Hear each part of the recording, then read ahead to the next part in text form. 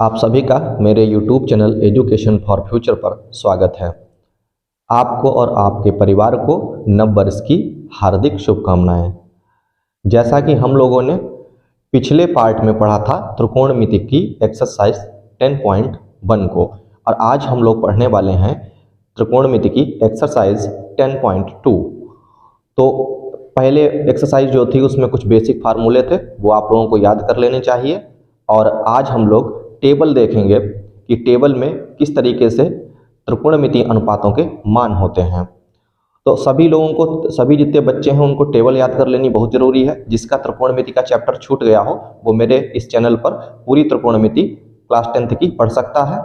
तो अगर आप मेरे साथ 10th की त्रिकोणमिति पढ़ना चाहते हैं तो मेरे चैनल को सब्सक्राइब करिए, जिससे कि आपको आने वाले वीडियो भी प्राप्त हो सकें। तो हम लोग अब पढ़ेंगे क्लास 10th की एक्सरसाइज 10.2। तो जैसा आप देख रहे हैं बोर्ड पे, मैंने पहले ही जो टेबल है वो बना ली है, और आप के सिलेबस में टेबल 0 डिग्री से 90 डिग्री तक केबल है। तो हम लोग देखते हैं कि इनके क्या क्या मान होते हैं। इन मानों को आपको अच्छी तरीके से याद कर लेना है, क्योंकि इस एक्सरसाइज से आपका एक क्वेश्चन 2 नंबर का या 1 नंबर का 100% आना ही आना है। देखते हैं। साइन, इधर त्रिकोणमितीय अनुपात दिए गए हैं और इधर एंगल लिख दिए हैं। तो ये पहला अनुपात है साइन। साइन का 0 अंश की वैल्यू होती है 0। ठीक है, 0 अंश की वैल्यू क्या होगी? 0 होगी। साइन 30 अंश की वैल्यू, 30 अंश को रेडियन में π/6 लिखते हैं। क्यों लिखते हैं π/6? पाई का मान क्या होता है? 180 होता है अगर डिग्री के हिसाब से लें, और अगर हम इसे 6 से भाग करें तो 6 × 18 30 अंश, यानी π/6 का वैल्यू क्या हो जाएगा? 30 अंश। इस तरीके से सारे मान जो हैं रेडियन में भी हमको पता होने चाहिए और डिग्री में भी पता होने चाहिए। तो 0 अंश का मान होगा 0, साइन 30 का मान जो होगा 1/2, 45 का 1/√2, और साइन 60 का √3/2, साइन 90 का 1। साइन के ही अगर मान हमको याद है तो हम पूरी टेबल अपने आप ही बना सकते हैं। हालांकि एक तरीका और भी है, जिससे अगर हमें मान याद भी ना हो तब भी हम उन्हें बना सकते हैं, लेकिन वो तरीका एक तरीके से केवल वो ये दर्शाएगा कि आप टेबल बना लेते हैं, लेकिन पेपर में करने के लिए आपको मान याद होने चाहिए, जिससे कि आप प्रश्न में तुरंत अप्लाई करें और जल्दी से आपका प्रश्न हल हो जाए। देखते हैं कास के मान। कास के मान बिल्कुल उल्टे होंगे। जो उधर साइन 90 का था वही कास 0 का मान होगा। जो साइन 60 का था, साइन 60 का मान √3/2 था, वही कास 30 का मान होगा √3/2। और 45 डिग्री के मान जो हैं वो कास और साइन के एक ही रहेंगे। फिर 10 पे आते हैं। 10 0 अंश का मान कितना हो जाएगा? 0 हो जाएगा। 10 का फार्मूला पिछली क्लास में हमने देखा था, साइन थीटा बटे कॉस थीटा होता है 10 थीटा का फार्मूला। तो ये जैसे लिखे हुए, इनका आप ऐसे ही डिवाइड कर दो, 0/1 तो 0 ही हो जाएगा। 1/2 और √3/2 का भाग करोगे, 2 से 2 कट जाएगा तो 1/√3 आ जाएगा। इस तरीके से सारे मान आप 10 के भी याद कर सकते हैं। कॉट के मान क्या होंगे? 10 के उल्टे होंगे। अगर 0 अंश 10 का मान 0 है 0 अंश पे, तो काट का क्या होगा? 0 का उल्टा होगा। 0 का उल्टा का मतलब क्या हो जाएगा? 1/0 हो जाएगा। और 1/0 क्या होगा? अपरिभाषित, यानी इनफाइनाइट वैल्यू, अनंत। तो इस तरीके से कॉट के मान भी 30 अंश का √3 हो जाएगा, 10 का उल्टा। 45 के मान दोनों के एक ही रहेंगे, और काट 60 का मान √3 का उल्टा 1/√3 हो जाएगा। 90 का मान क्या होगा? कॉट का 10 का इनफाइनाइट होता है 90 का मान, तो कॉट का क्या होगा? 0 अंश होगा। ठीक है, इसी तरीके से सेक के मान जो होंगे वो कॉस के उल्टे होंगे, और कॉसेक के मान जो है वो साइन के उल्टे होंगे। तो आप इस टेबल के मानों को बहुत ही अच्छी तरीके से कंठस्थ कर लें। और आपकी पेपर जो है वो शायद फरवरी में ही होने वाले हैं, तो इसलिए आप खूब कड़ी मेहनत करते रहिए। जिन लोगों की तैयारी अच्छी चल रही है वो इन 1.5 महीनों में मेहनत से पढ़ते रहें, जिससे कि उनकी तैयारी प्रभावित ना हो और अच्छे नंबर आएँ। और जिन्होंने पहले से अच्छे से तैयारी नहीं करी है वो अब इस टाइम 1.5 महीने जाग जाएं बिल्कुल, और बहुत ही मेहनत से तैयारी करें, जिससे कि उन्हें अच्छे नंबर प्राप्त हों। तो ये टेबल आपको याद कर लेनी है। इसी टेबल से हम लोग 10.2 एक्सरसाइज जो है वो हल करेंगे। 10.1 का एक क्वेश्चन रह गया था, उसे देखते हैं। सत्य और असत्य। 10a का मान हमेशा 1 से कम होता है, तो ये सत्य है कि असत्य है? तो 10 की वैल्यू जो है अनंत तक बढ़ती हैं, पॉजिटिव की तरफ अनंत तक जाती हैं, इसलिए 1 से ज़्यादा मान 10 का हो सकता है। 10 का मान 1 से कम नहीं रहेगा। तो आप कारण में भी लिख सकते हैं कि 10 की वैल्यू इनफाइनाइट तक बढ़ती हैं, इसलिए 10 का मान 1 से अधिक भी हो सकता है। तो ये आपका पहला वाला असत्य है, गलत है। दूसरा कहते हैं a के किसी मान के लिए sec a बराबर 12/5।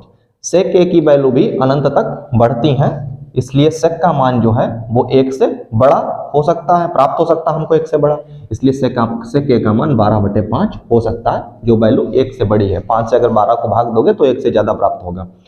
फिर देखते हैं तीसरा खंड, कोण a के कोसाइन के लिए संक्षिप्त रूप cos a है। कोसाइन का संक्षिप्त क्या होता है? cos a होता है। ठीक है, सत्य है ये। और मैंने आपको बताया था पिछली क्लास में कि साइन SI यानी साइन का संक्षिप्त रूप था SIN साइन, और कोसाइन का कॉस था, टेंजेंट का टैन था, कॉटजेंट का कॉट था, और सेकेंट का सेक था, और कॉसेकेंट का कॉसेक था। तो इसलिए आप सारे जो इसके संक्षिप्त रूप हैं, शॉर्ट फॉर्म है, शॉर्ट तरीके से हम लोग लिखते हैं उनको भी, और फुल फॉर्म को भी याद रखिए, कहीं पेपर में अगर पूछ दिया जाए ऑब्जेक्टिव में तो आप कर सकें। चौथा है कॉट और a का गुणनफल कॉट a है। ये जो है कॉट और a का गुणनफल, ये असत्य कथन है, क्योंकि कॉट और a को अलग अलग नहीं कर सकते हम लोग। कॉट जो है एक त्रिकोणमितीय अनुपात है जो एक एंगल a को प्रदर्शित करता है, तो ये साथ में ही लिखा जा सकता है, इसको हम लोग अलग अलग नहीं लिख सकते हैं। तो आप कारण में ये बात लिख सकते हैं। ठीक है, तो ये क्या है? असत्य है। फिर आते हैं किसी कोण थीटा के लिए साइन थीटा 3/4/3। साइन थीटा और कॉस थीटा की वैल्यू जो होती हैं वो -1 से लेकर 1 तक ही होती हैं। ये साइन और कॉस -1 से 1 के बाहर नहीं जा सकता, तो इसलिए साइन थीटा का मान यहाँ देखते हैं 3/4/3 है, ये 1 से बाहर निकल जाता है, 1 से वैल्यू बड़ी हो जाती है। जो 3 से अगर हम 4 को भाग करते हैं तो 3 × 1 = 3, 4 में से 3 गया 1, लगाया दशमलव, बढ़ाया 0, 3 × 3 = 9, तो 1.3 हो जा रही है, इसलिए ये वैल्यू 1 से बड़ी है, तो ये भी असत्य है। ऐसे ही कॉस के लिए भी बना के पूछा जा सकता है। आपको अगर बहुत ही गहराई से आप पढ़ते हैं तो इस तरीके से जितने भी प्रश्न आपको बनाए जाएंगे वो सारे आप बहुत आसानी से हल कर देंगे। अब प्रश्नावली 10.2 का हम लोग पहले का पहला खंड देखते हैं, sin 60 cos 30 sin 30 cos 60। इसके लिए हमें टेबल याद होना बहुत जरूरी है, तो उसके मानों को हम लोग यहाँ पे रखते हैं। sin 60 का मान कितना होता है? √3/2। cos 30 का मान कितना होता है? √3/2 प्लस sin 30 का मान कितना होता है? 1/2, और cos 60 का मान कितना होता है? 1/2। तो इनको √3 की गुणा होगी तो आ जाएगा 3, और यहाँ 2 दूनी 4, प्लस 1 गुणा होके 1 और 2 दूनी 4। इसको भिन्न को जोड़ लेते हैं, ये हर दो बराबर ही हैं तो 4 ही लिख लेंगे, और 3 × 1 = 4, 4/4, 4 से 4 काटा 1 आ गया, तो हमारे पास उत्तर मिलता है हमको 1। इस तरीके से मानों को रख के हम लोग अपने सवालों को हल करते हैं। हम लोग पहले सवाल का 5वां खंड देखेंगे। बीच के मैंने प्रश्न आपके लिए छोड़ दिए हैं, आप अपने आप करिए। अगर नहीं लगते हैं तो कमेंट बॉक्स में उसका नंबर लिख दीजिए कि प्रश्नावली इतने का ये वाला सवाल आप अगले वीडियो में बता दीजिए, मैं आपको बता दूंगा। और आप पूरी त्रिकोणमिति क्लास 10th की मेरे साथ पढ़ सकते हैं। 5 cos स्क्वायर 60 अंश, तो इसमें लिखेंगे 5 cos 60 की वैल्यू होती है 1/2 इसका स्क्वायर, प्लस 4 sec 30 की वैल्यू, cos 30 की वैल्यू याद करते हैं √3/2 थी, तो sec 30 की हो जाएगी 2/√3 इसका स्क्वायर, माइनस का tan 45 की वैल्यू 1 होती है। नीचे का जो मान है वो 1 हो जाएगा, क्योंकि sin स्क्वायर 30 अगर मान भी रखेंगे तब भी 1 आएगा, और sin square theta plus cos square theta क्या होता है? 1 होता है। ये वैल्यू याद रखो। ये थीटा अगर एक ही जैसे एंगल यहाँ पे है, sin स्क्वायर और cos स्क्वायर में दिया गया है, तो उनका मान 1 आएगा। फिर हम लोग लिखते हैं 5 1/4 प्लस 4, ये 2 दूनी 4, और यहाँ 3 हो जाएगा, -1, और नीचे तो 1 ही रह गया। तो आगे हल करते हैं। 5/4, 4 चक्कू 16/3 माइनस का 1 बराबर क्या हो जाएगा? 5/4, 3 से प्लस 3 × 3 16 माइनस 3/3 बराबर 5/4 प्लस 16 में से 3 गया 13, 13/3। इसको हल करते हैं लासा से, 4 × 3 = 12 लासा हो जाएगा इसका, 4 और 3 का लासा निकालोगे 12 ही आएगा। तो अगर ऐसे लासा आए 12 आ जाए और दोनों ही सहअभाज्य संख्याएं हैं तो इनका तिरछे गुणा कर दो सीधे, 3×5 = 15 प्लस 12 चक्कू 48, इनको देखते हैं। 13 चक्कू 52, 12 तो है ही नहीं, 13 चक्कू 52, तो 5 2 7 और 5 1 6, 67/12। तो इसका उत्तर आ जाता है 67/12। इस तरीके से मान रख के आप क्वेश्चंस को लगाइए, प्रैक्टिस करिए, जितने एग्जाम्पल दिए हो वो सारे लगा डालो। अब सवाल नंबर 2 पर आते हैं। 2 का पहला खंड है 2 tan 30, 1 प्लस बटे में 1 प्लस tan स्क्वायर 30 का मान बताइए, और ऑप्शन में ये आपको एंगल के रूप में ही त्रिकोणमितीय अनुपात दिए गए हैं। तो इसमें हम वैल्यू रखते हैं 2 tan 30 की वैल्यू क्या होती है 1/√3, 2 प्लस 1/√3 का स्क्वायर बराबर ये हो जाएगा 2/√3, ये 1 प्लस इसका वर्ग करोगे स्क्वायर करोगे तो ये 1 आएगा और ये 3 हो जाएगा, क्योंकि रूट अगर किसी अंक पे लगा हो उसका स्क्वायर करोगे तो रूट खत्म हो जाता है। तो ऊपर है 2/√3, नीचे हो जाएगा 3 1 3 1 4/3। तो 2/3 को ऐसे लिख लेते हैं और उल्टा कर देते हैं 3/4। ये भाग वाला जो है जो रिवर्स यानी उल्टा होके उसके साथ गुणा में आ जाता है। तो 2 से 2 1 2, 2 दूनी 4। अब हम लोग क्या करते हैं, कितना आया हमारे पास है 3 1 3/2√3। तो नीचे हर में क्या है अपरिमेय संख्या है, तो इसमें हम लोग नीचे √3 और √3 का गुणा कर लेते हैं।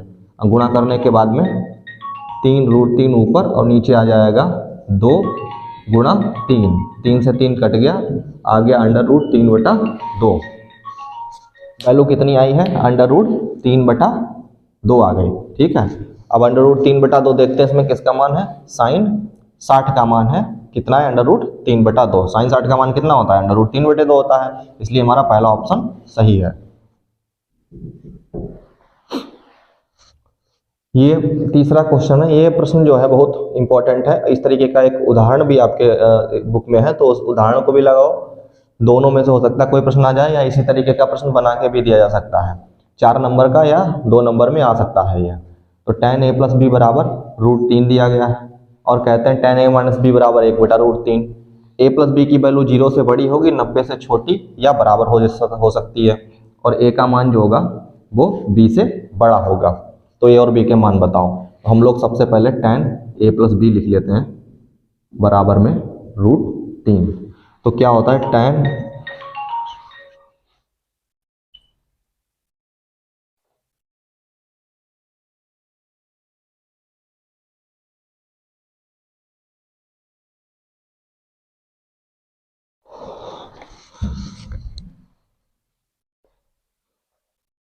अब हम लोग क्वेश्चन नंबर 3 देखेंगे।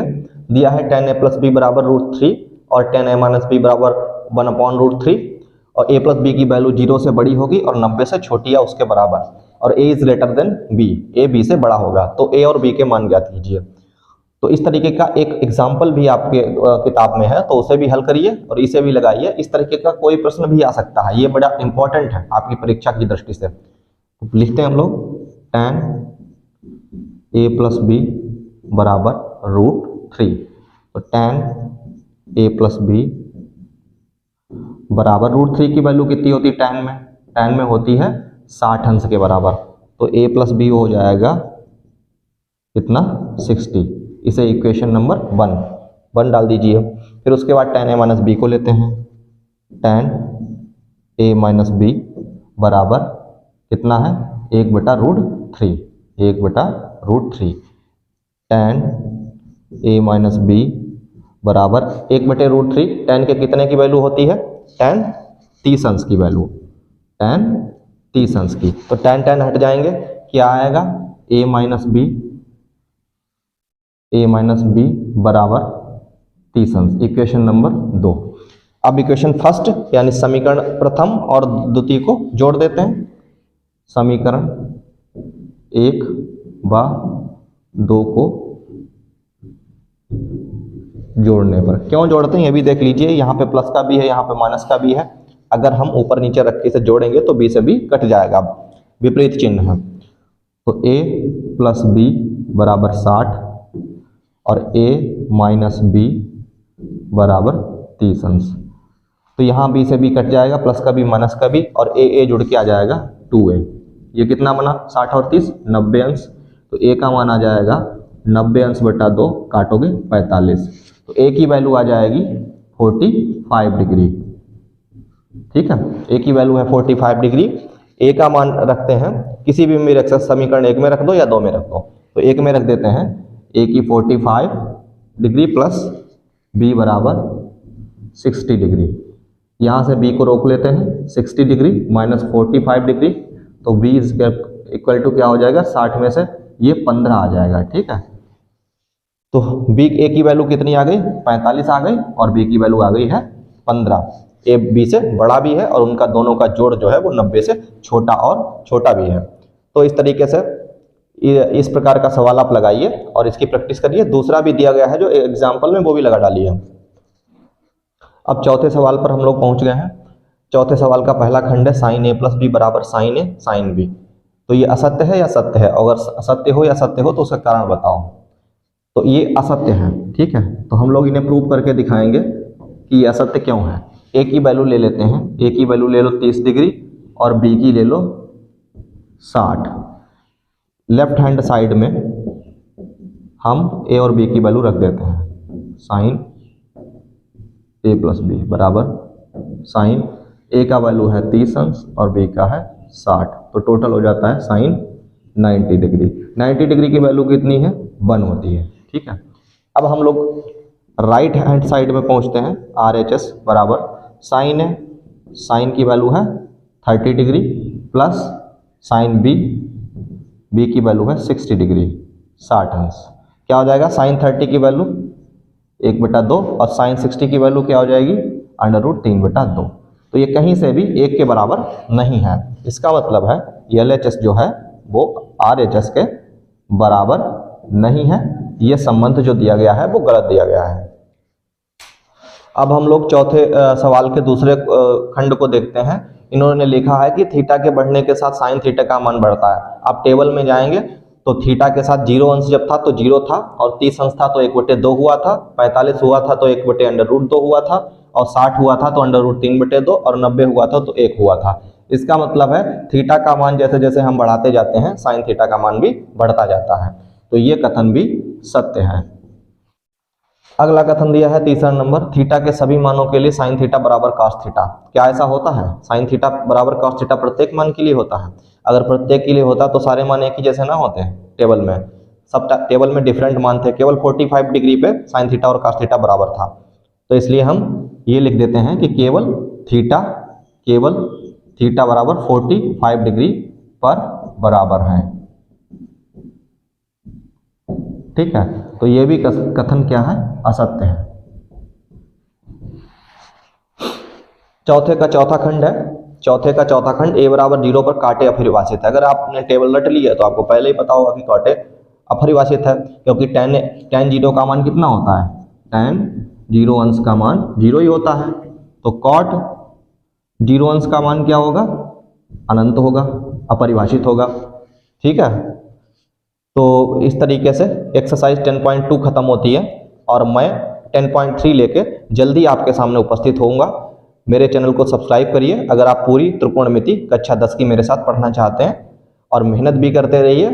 अब बिल्कुल ढिलाई करने की आवश्यकता नहीं है, और आपकी जो परीक्षा है बहुत ही पास में आ गई है, इसलिए मेहनत करते रहिए और अच्छे नंबर प्राप्त करिए। आपके भविष्य के लिए ढेरों शुभकामनाएं।